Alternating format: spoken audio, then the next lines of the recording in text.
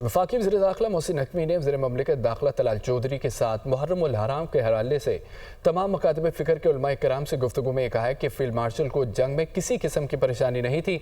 भारत ने 4 गुना ज़्यादा नुकसान भुगता। हम नहीं चाहते थे कि जंग में भारत के किसी शहरी इलाके को निशाना बनाया जाए और नुकसान पहुँचे। हमारा एक मिसाइल भारत के ऑयल डिपो में लगा और सिविलियन आबादी बच गई। अल्लाह की मदद, भारत के खिलाफ जंग में फतह नसीब हुई। ईरान और इसराइल के दरमियान सीज़ फायर में वज़ीर आज़म का हम किरदार है। ईरान इसराइल जंगबंदी के पीछे भी वर्दी है। मुहर्रम उल हराम में क़याम अमन हुकूमत की तरजीह है। उलमा किराम का मुहर्रम में हमेशा हम किरदार रहा है। हज़रत इमाम हुसैन सबके हैं। आर्मी चीफ उस वक्त बिल्कुल सॉलिड खड़े हुए थे और बिल्कुल क्लैरिटी के साथ थे कि इन्होंने हमारे पे हमला किया तो ये उससे 4 गुना ज़्यादा भुगतेंगे, और उन्होंने भुगता फिर। हम नहीं चाहते थे कि इंडिया की किसी भी सिविल आबादी को अटैक करें या उनका कोई एक सिविलियन भी उसमें मारा जाए।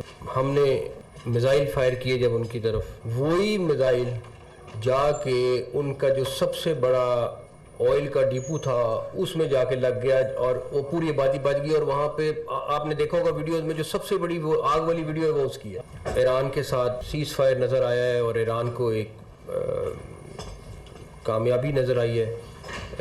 मैं आपको सिर्फ ये ज़रूर बताऊँगा कि इसमें प्राइम मिनिस्टर साहब का बड़ा रोल है और इसके पीछे भी वर्दी है। मुहर्रम के महीने में जो अमन व अमान, जो बाकी सारी चीज़ें, वो आप सबके बगैर मुमकिन नहीं है। हुसैन भी सबके हैं।